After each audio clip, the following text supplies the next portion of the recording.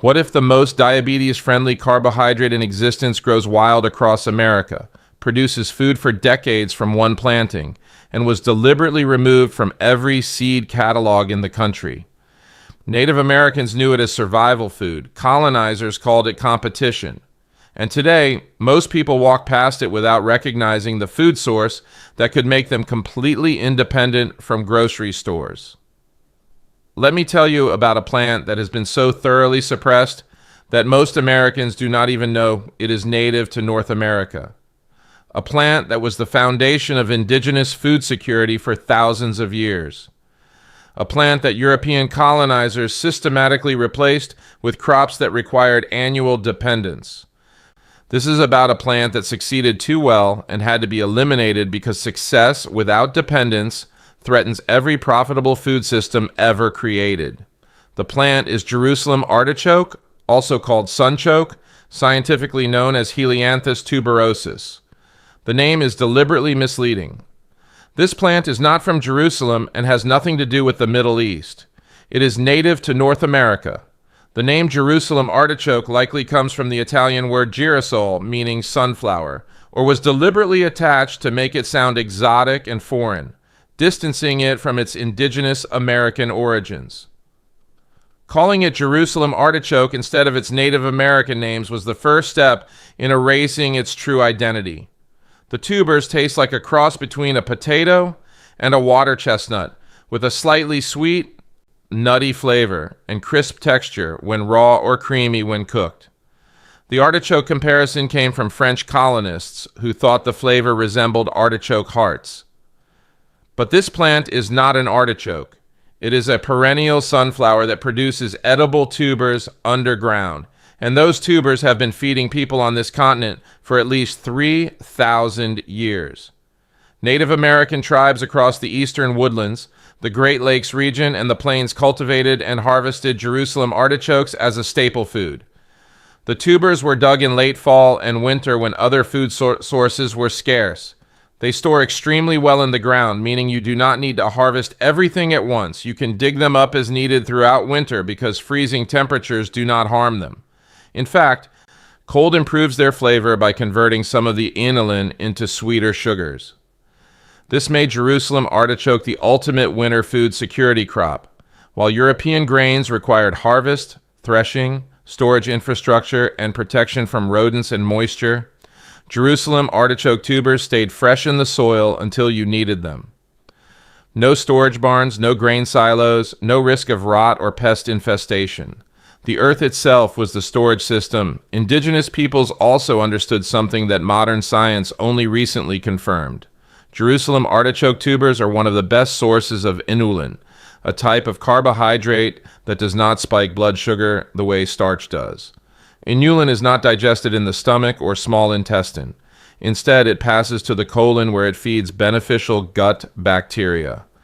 This means Jerusalem artichokes provide energy without causing the blood sugar spikes and crashes associated with potatoes, rice, or wheat.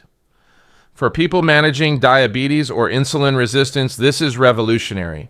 You can eat a filling, carbohydrate-rich food that does not trigger the metabolic damage caused by high glycemic starches. And Native Americans were eating this routinely long before anyone understood the science of glycemic index or gut microbiome health. When European colonizers arrived and observed indigenous agricultural systems, they documented Native Americans cultivating these tubers extensively. French explorers in the early 1600s wrote about them relying on Jerusalem artichokes through winter. Samuel de Champlain documented eating them and compared the taste to artichokes, which is likely how that part of the name originated. English settlers also encountered them and initially adopted them into colonial gardens. For a brief period in the 1600s and 1700s, Jerusalem artichokes were grown in Europe and the American colonies. Recipes appeared in cookbooks.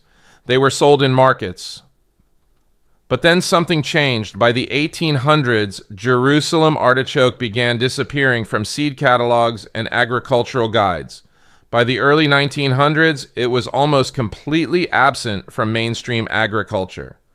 Today, most people have never heard of it, despite the fact that it still grows wild across North America in ditches, roadsides, and abandoned fields. So what happened? Why did a plant that fed entire populations for millennia suddenly vanish? The answer is a combination of factors that all serve the same purpose: creating dependence on annual crops controlled by agricultural corporations. Let me break down the mechanisms of suppression. First, there was the colonial food system replacement. European colonizers brought an agricultural philosophy designed around control and dependence. European feudal systems were built on landlords controlling grain production. Peasants paid rent in grain and bought seed from landowners. The entire social structure depended on crops that required annual planting. Jerusalem artichoke did not fit that model. Plant it once and it produces for decades. Tubers left in the ground regrow the following year. That kind of independence is incompatible with systems built on controlling food access. So colonizers promoted wheat, corn, and potatoes.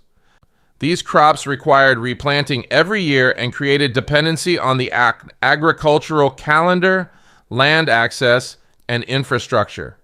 Jerusalem artichoke did not. That made it dangerous. Second, there was the seed industry that began forming in the 1800s. As commercial seed companies emerged, they needed products that generated repeat customers, hybrid varieties that did not breed true from saved seed, annual crops that required purchasing new stock every year.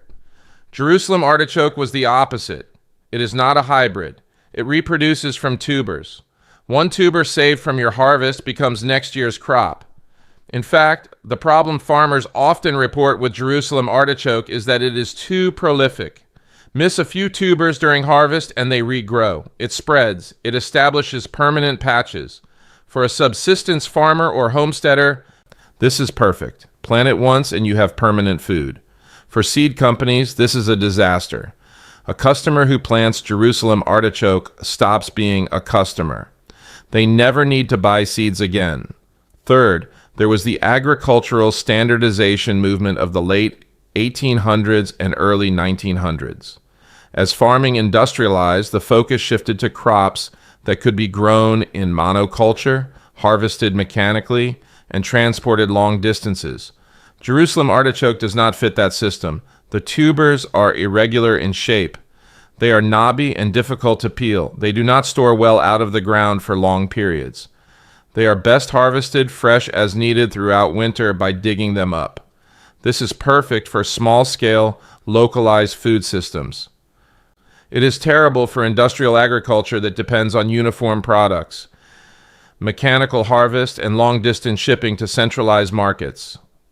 Industrial agriculture could not profit from Jerusalem artichoke, so it was not promoted. Fourth, there was the rise of the potato industry.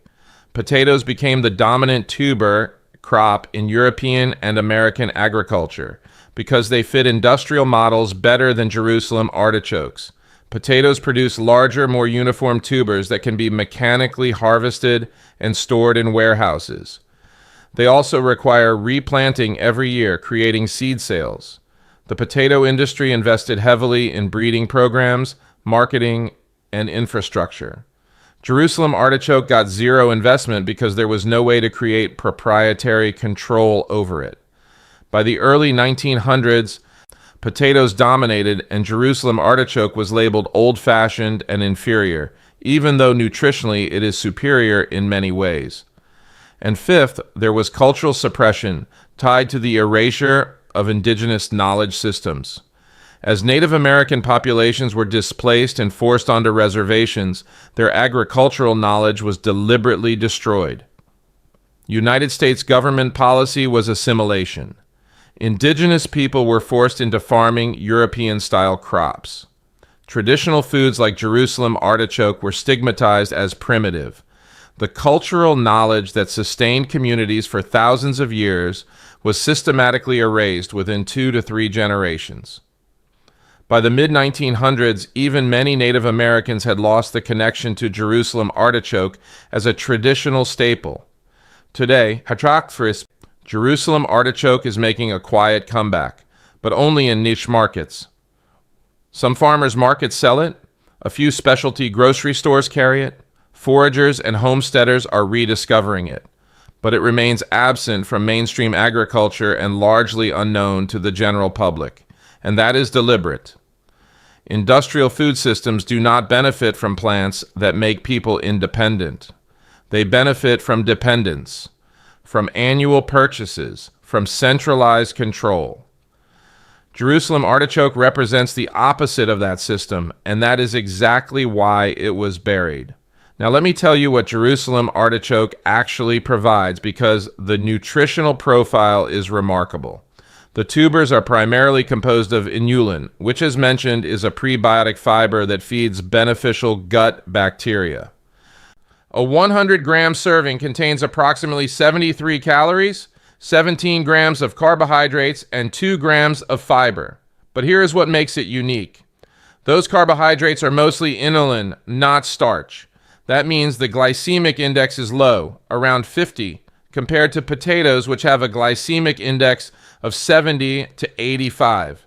This makes Jerusalem artichoke one of the best carbohydrate sources for blood sugar management. Jerusalem artichokes also contain significant amounts of iron, potassium, and thiamine. 100 grams provides about 3.4 milligrams of iron, which is 20% of the daily recommended intake. That is more iron than potatoes provide. They also have 429 milligrams of potassium per 100 grams, which is more than bananas. The thiamine content is particularly impressive at 0.2 milligrams per 100 grams, providing about 17% of daily needs. Thiamine is critical for energy metabolism and nerve function. The protein content is modest at 2 grams per 100 grams, but the real value is in the prebiotic inulin and the low glycemic response. For people managing diabetes, metabolic syndrome, or insulin resistance, Jerusalem artichoke is a game changer. You can eat a satisfying carbohydrate-rich meal without spiking blood sugar. Modern medicine sells expensive medications and supplements to manage blood sugar. Jerusalem artichoke does it naturally, and it grows like a weed. Let me tell you how easy it is to grow, because this is important. Jerusalem artichoke is a perennial that grows from tubers. You plant tubers in spring, and by late summer, the plants reach 6 to 10 feet tall with bright yellow flowers that look like small sunflowers. In fall, the plants die back and the tubers are ready to harvest. You dig them up like potatoes, but here's the key difference. You do not need to harvest everything. Leave some tubers in the ground and they regrow next year. In fact, try not to leave tubers in the ground because they will regrow. This plant is incredibly vigorous. Once established, it is almost impossible to eliminate. That is perfect for food security, but problematic for farmers trying to rotate crops, which is one reason industrial agriculture does not like it. Jerusalem artichoke grows in almost any soil. It tolerates poor soil, drought, and neglect. It does not need fertilizers or pesticides. It does not require irrigation once established. You plant it once and it produces food for 20 to 30 years with minimal input. Compare this to annual crops that require tilling, planting, fertilizing, watering, weeding, and harvesting every single year. The labor and cost difference is enormous. For a homesteader or prepper, Jerusalem artichoke is one of the best food security investments possible. For industrial agriculture, it is a product that does not generate profit. Harvesting is simple.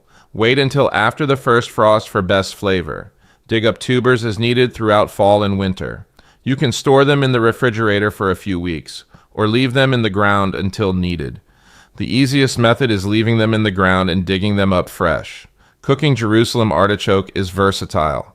Eat them raw in salads, roast them like potatoes, boil and mash them.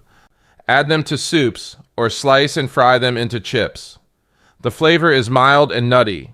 Some people experience digestive gas from the inulin because it feeds gut bacteria. Start with small amounts and gradually increase as your gut adjusts. For preppers and survivalists, Jerusalem artichoke is critical. In a collapse scenario where annual crop production is disrupted, perennial food sources become essential. Jerusalem artichoke continues producing even if you cannot replant other crops. It survives neglect. It tolerates poor conditions. It stores itself in the ground. You do not need functioning supply chains or access to seeds. You do not need equipment or inputs. You just need land and tubers, and once established, you have permanent food. That is the kind of resilience that industrial systems cannot offer and do not want you to have. The fact that this plant is native to North America and was a foundation of indigenous food systems makes its suppression even more significant. This is not an exotic import. This is a plant that belongs here and fed people here for thousands of years before European agricultural systems replaced it. The erasure of Jerusalem artichoke is part of the larger erasure of indigenous knowledge and food sovereignty. Reclaiming it is not just about nutrition. It is about reclaiming food independence and recognizing that the foods labeled primitive or obsolete by industrial systems are often the ones that work best for human health and ecological sustainability. Jerusalem artichoke still grows wild across much of North America. You can find it along roadsides, in abandoned fields, near waterways, and in disturbed areas. The tall stalks with yellow flowers are easy to spot in late summer. If you find wild patches, you can harvest tubers in fall and winter. Just make sure you are identifying it correctly and harvesting from clean areas not contaminated with road chemicals or pollutants. Or you can purchase tubers from specialty seed companies or farmers markets and plant your own patch. Once established, you will have food security for decades. Here's the question nobody wants you asking. Why did a plant that sustained entire civilizations for thousands of years suddenly become forgotten?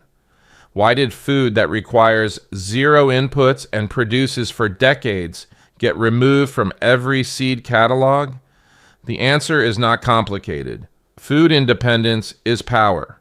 A population that can feed itself without buying seeds, without depending on supply chains, without needing corporations or governments, is a population that cannot be controlled. Jerusalem artichoke made people too independent. That is exactly why it had to disappear. If this video showed you a food source that changes everything you thought you knew about independence, hit that like button right now. Subscribe to this channel because we are exposing the plants and food systems that were deliberately buried to keep you dependent. Every single week, we bring you knowledge that threatens billion-dollar industries. Comment below and tell me if you are going to plant Jerusalem artichoke or if you have found it growing wild. Share this video with someone who needs to know the most powerful foods are the ones they tried to erase.